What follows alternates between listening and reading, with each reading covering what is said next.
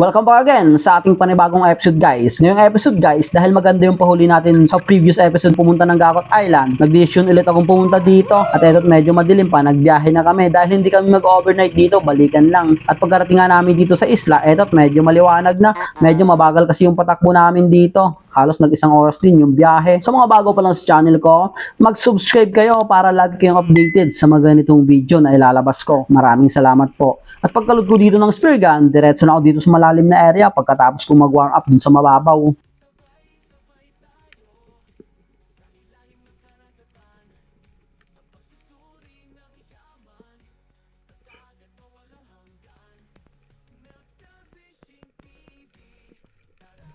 Pagkapwesto ko dito sa may bato, napansin ko agad, matamlay etong mga bait dito. Wala kasing agos at pag ganitong walang agos dito, malamang sa malamang, hindi nag-hunt yung mga malalaking isda na sa malalim na area sila. Pag medyo malakas kasi yung agos, maganda dito mag-hunt dahil nasa taas etong mga bait. At yun yung kadalasang oras na nag-hunt yung mga malalaking isda gaya ng mga mamsa.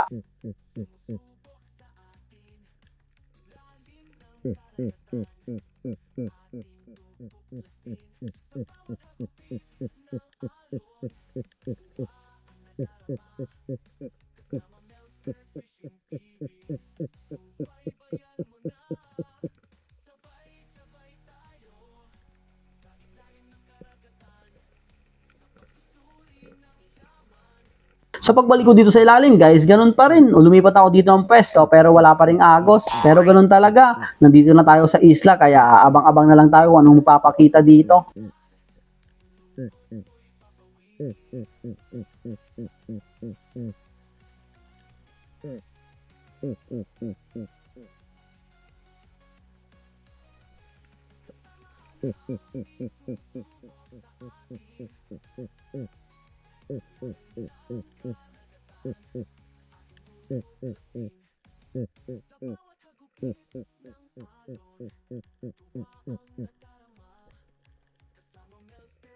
At pagkalipas ng 3 oras ng pagdadive dito guys, wala pa rin akong nauhuli. Tinatamad na nga ako ditong mag-dive dahil 3 oras na, medyo pagod na rin ako dito. Halos malibot ko na rin tong isla sa Kalalangoy. Buti lang, napadpad ako dito sa mababaw na area, dito muna ako dumaan. At na-timingan ko, nandito pala yung mga slick unicorn dito sa kabilang banda ng isla. Dito lang sa mababaw. Kaya medyo nabuhayan ako dito. Akala ko talaga dito, may zero kami. Eto't nandito yung karamihan. Okay lang, kahit pagod na, nandito lang naman sa mababaw na area. Mabilis namang lumapit etong mga slick unicorn.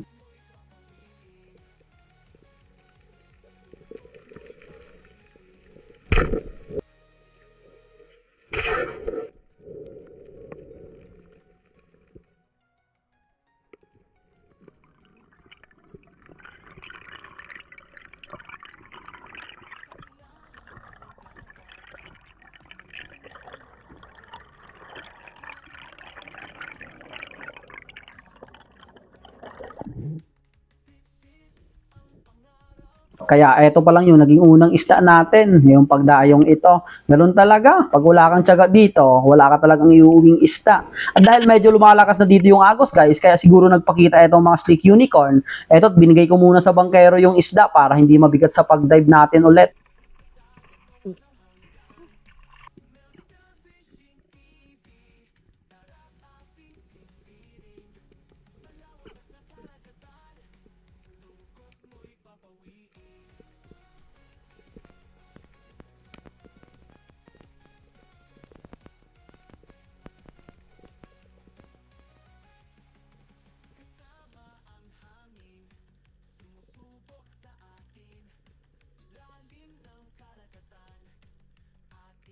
Dito, may mga kasama sana itong mga slick unicorn, may isang jobfish at mga long-nosed emperor pero malayo, ayaw lumapit. Ang nauna talaga is itong mga unicorn na to. Inaantay-antay ko to pero hindi talaga lumalapit yung malaguno.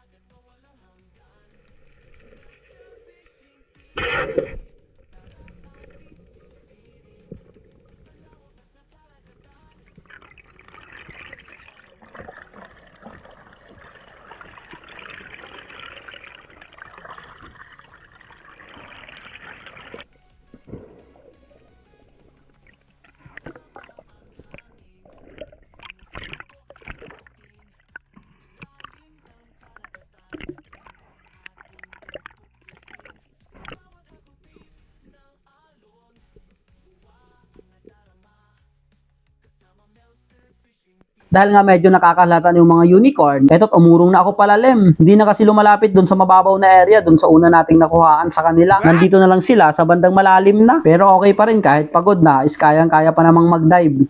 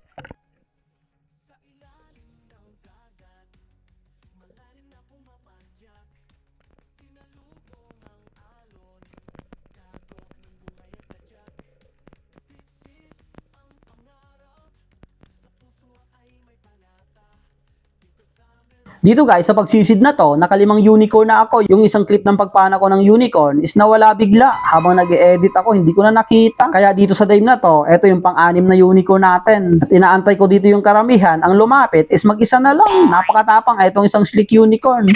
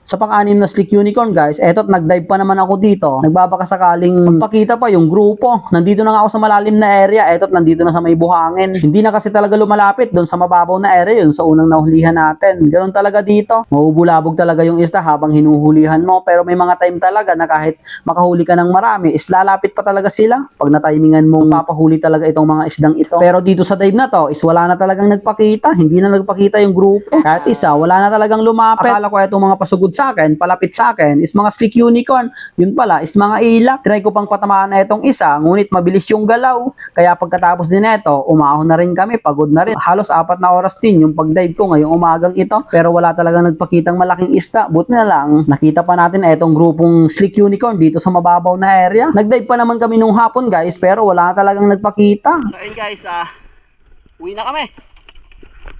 Walang nagpapakitang malaking isda. Nag-dive pa ngayong hapon. Mag-aalauna na. Ito lang yung nahuli natin. Yung 6 na slick unicorn kaninang umaga. Okay na rin. Ganun talaga. So uwi na kami. Okay na rin yan nahuli. Bawi na lang sa susunod na dive. At dahil nga konti lang yung nahuli namin sa pagbalik dun sa Gakot Island, nag-decision ulit akong dito lang muna mamana sa main island. At dito ako magdadive ngayong umagang ito, dito sa paboritong spot ko. Bisitahan ulit natin dito. At eto't medyo malakas yung alon ngayong umagang ito. Napakaganda naman yung sikat ng araw. At dito nga, nahirapan pa akong sumulong. Gawang lalaki talaga ng alon. Kaya nag-diving ako dito na umantay ng maliliit na alon para makasulong ka agad.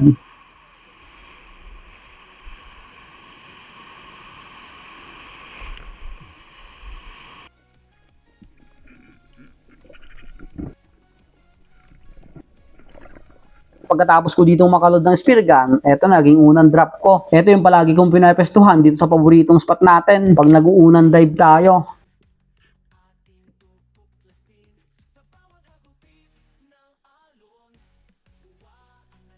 At hindi naman ako dito nabigo. May nagpakitang 4 na batfish. Pero hindi ito yung target natin ngayong umagang ito. Kaya hinayaan ko na lang muna itong mga batfish na to. Eto, paikot-ikot sa akin talaga. Parang gustong magpahuli. Pero hindi ko talaga kursunadang panain ngayong umagang ito sila.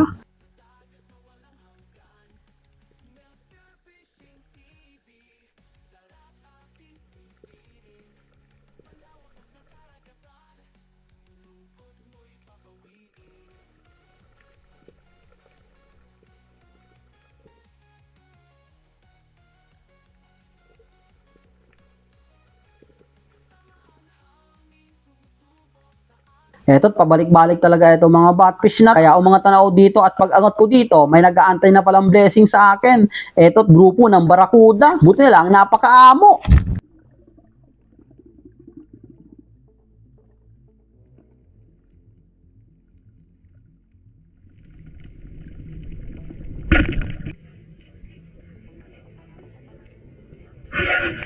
At dahil nga napakaamo itong grupo, naka-double shot sana ako dito, ngunit yung isa is napunit. Hindi kasi kagad nag-release yung reel ko, kaya napunit yung isa, sayang. Yun pa naman ang pinakamalaki doon sa natira ko. Pero okay lang yon, at least may secured na isa tayong nahuli.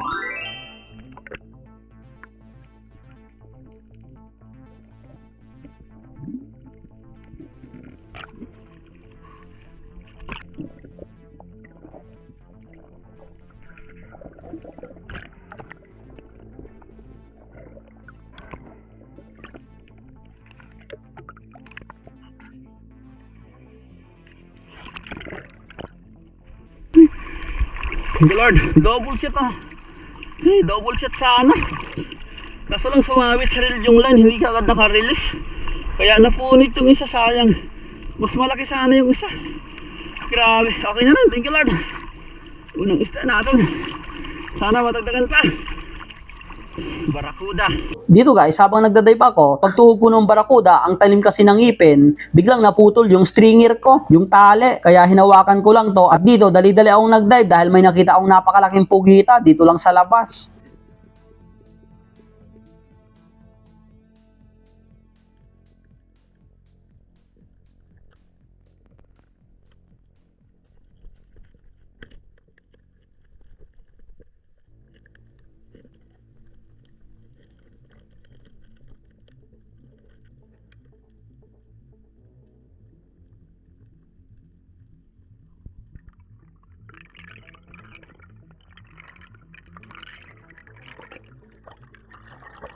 Kaya eto yung naging pangalawang huli natin. Naka-isang Barracuda na tayo, isang napakalaking pugita. At habang lumilipat ako dito ng spot dahil wala ring agos dito, eto't napadpad ako dito sa may mga buhangin, dito sa may mga bato, may nakita ulit akong pugita. Kaya dali-dali na naman akong sumisi dito. Buti na lang, dito lang tumago sa malilit na bato at walang malaking butas, kaya hindi ako nahirapan dito.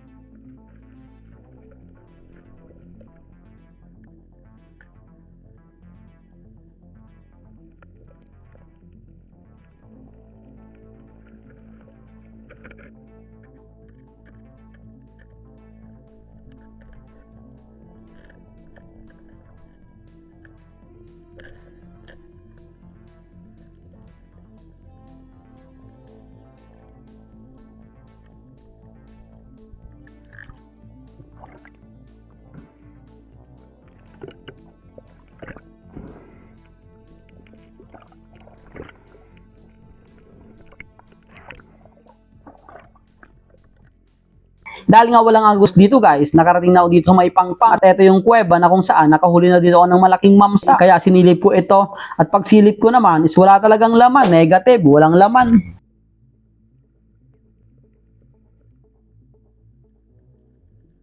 At nagpwesto pa ako dito, pagtingin ko dyan sa baba, sa kaliwang bahagi ko, nakita ako ng good size na grouper, mga 1 kilo na rin siguro. Napakaamo naman na itong grouper na to, ngunit pagka-pull ko ng trigger, hindi tinamaan. Nakaiwas.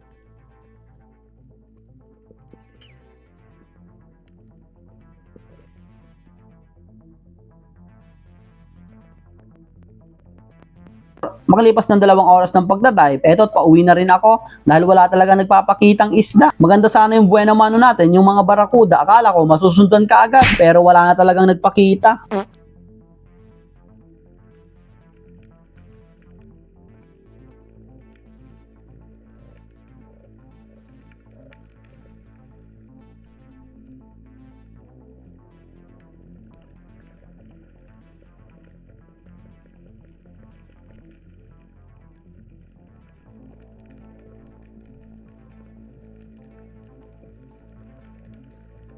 At habang nag-aantay ako dito ng isda, eto't may nagpakitang isang good size na barakuda. Pero ang layo talaga nung daan niya, inangatan ko pa to. Akala ko ma-attract sa hand sign, pero hindi na talaga. Mas lalong lumayo. Kaya wag pilitin ang ayaw. Hayaan na lang natin yan.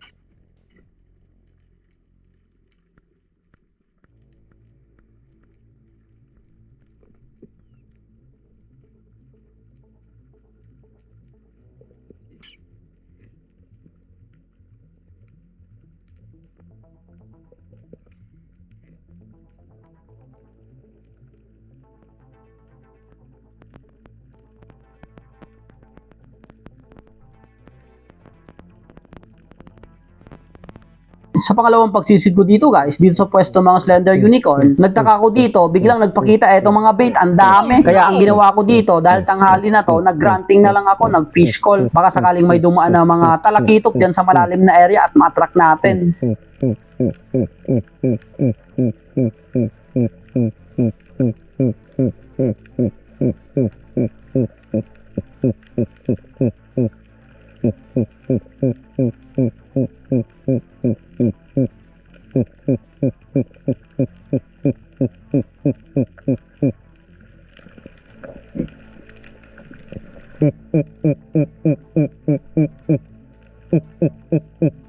At ilang segundo nga ang pag-aantay dito guys, hindi naman ako nabigo. May isang giting na attract sa pag-granting ko at dali-dali itong lumapit.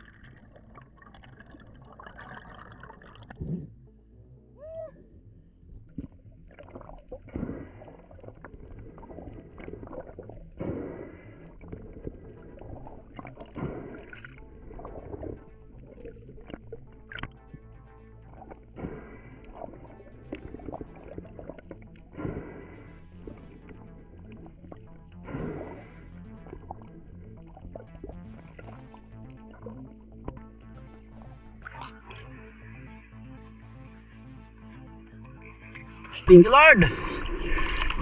8:29. May nagpakita pa rin. Tagaan lang talaga. Walang susuko sa pangarap. Gawdig na ako dun. Walang nagpakita dun. Yung groupin, hindi tinamaan. Ay, nagdapa ulit ako dito sa pwesto ng mga Slender Unicorn. Wala sila dito. Buti lang. Kanina yung parakuda, mailap. Ay, buti lang sa pangalawang season dito. Ay, mamsa. Malayo. Malayo yung daan na ito. Nag-granting ako, buti lang. Ay, napansin. Thank you Lord. At pagkalagay ko ng mamsa sa stringer, napansin ko na wala na naman yung barakuda dito sa lalagyan ko sa stringer. Yun pala is naiwan sa dinampaan ko kanina nung pagpana ng mamsa. Kaya sumisid ako dito at kinuha itong barakuda.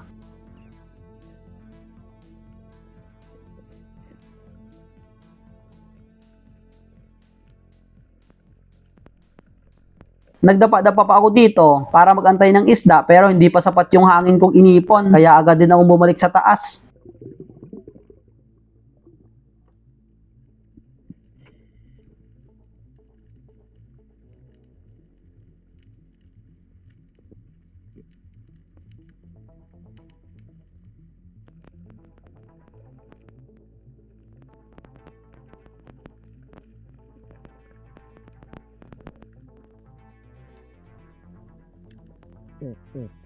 Dito guys, nag-isang dive pa ako dito nahulihan ng mamsa. Eto, ang dami ng bait. Sari-sari ang makikita mong bait talaga dito. Napaganda lang talaga sa spot kung ganitong ang daming bait na makikita mo pag dumadapa ka or nag-aantay talaga ng isda. Hindi ka talaga maboboring sa pag-antay ng malalaking isda. Kung ganito pa ang ilalim ng karagatan nyo, malamang sa malamang, sagana pa talaga sa isda.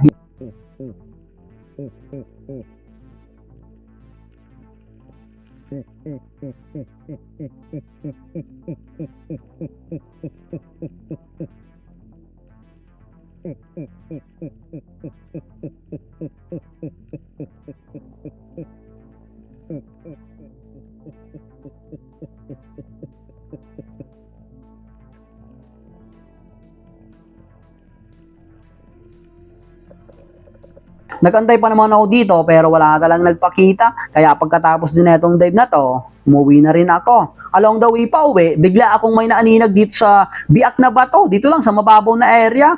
Kaya dali akong napaatras dito at nakita ko buntot ng red snapper, napakalaki. Kaya ang ginawa ko dito, binitawan ko muna itong mga huli ko para hindi mabigat sa pagdive. At tumago ako ng konti dito para hindi kagad mahalata pag nagdadrop, para hindi makita yung kapugian ko na itong red snapper na to.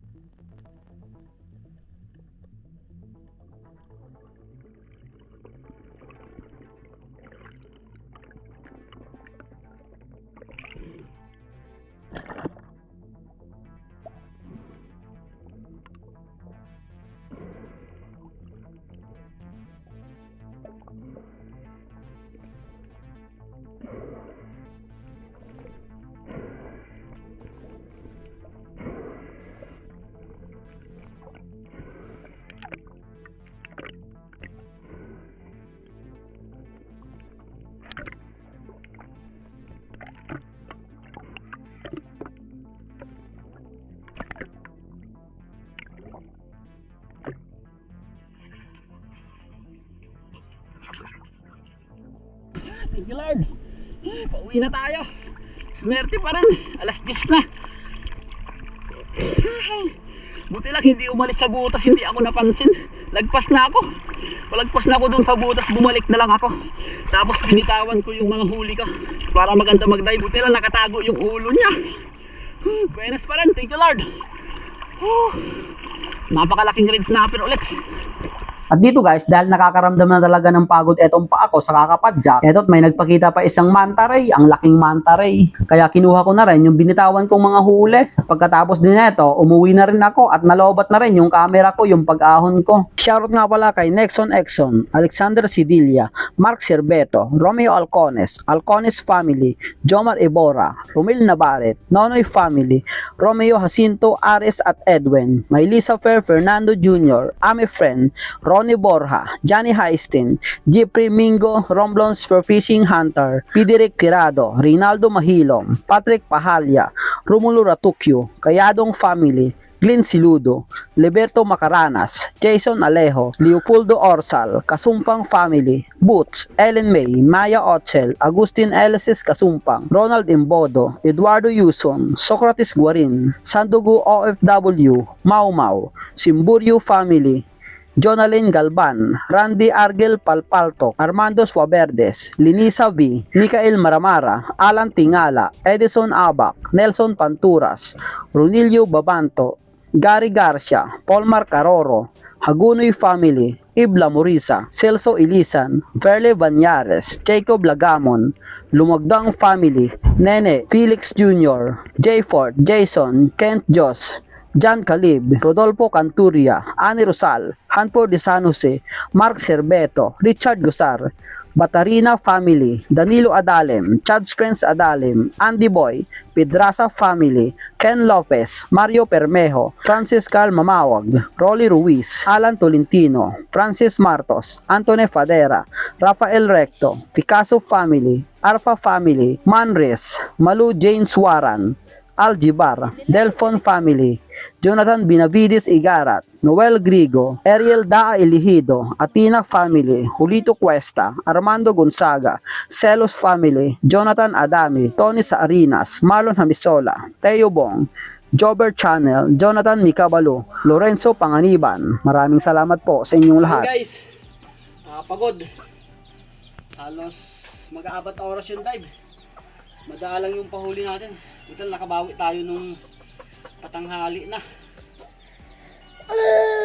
Naka-red snapper pa tayo. Ito yung una natin. Barakuda. Wow! Wow, barakuda. Saka itong dalawang pugita. Pagkita itong dalawang pugita, kinuha ko na. Walang isda kaninang yung umaga pa. Hindi pagbalik natin, eto, yung amsa, malaki na rin. Mga 5 kilo. Eto, binenes tayo nung pauwi na. Ay, mabigat pala, mga 4 na kilo to. Red snapper. Pangalawang red snapper na to natin. Ay, pagod pero worth it pa rin. Sulit pa rin yung dive.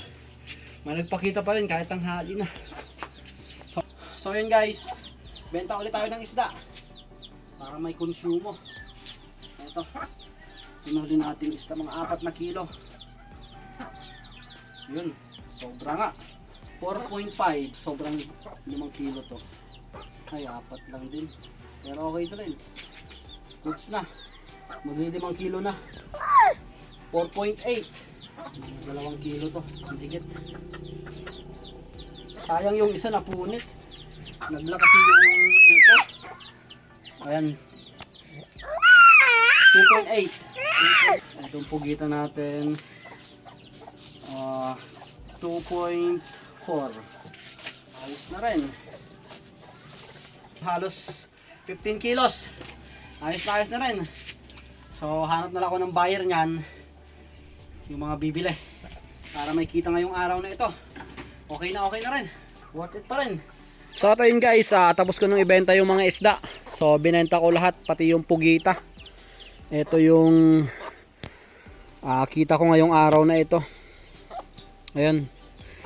Yung pugita is yung 2 piraso is 2.7 times 170 for 59. Yung mamsa naman is 4.8 times 220. May total na 1,056. Yung red snapper naman is 4.5 times 250. Medyo mahal yun. Napakaganda kasing isda. So 1,125 yung red snapper. Yung barakuda is nag 2.8 times 220 is may 616. So ang total ng pera 3,256 yung lahat. So okay na rin. Eto, kalmado yung dagat ngayong hapon. Kaninang umaga medyo malakas yung pagsimula ko nung dive. So ayos na rin nakita yon. 3 pirasong isda saka 2 pugita. So ayun, hanggang dito lang muna guys yung video natin. Hanggang susunod nating episode. Maraming salamat sa inyong lahat sa walang sawang patuloy na sumusuporta sa munting channel ko.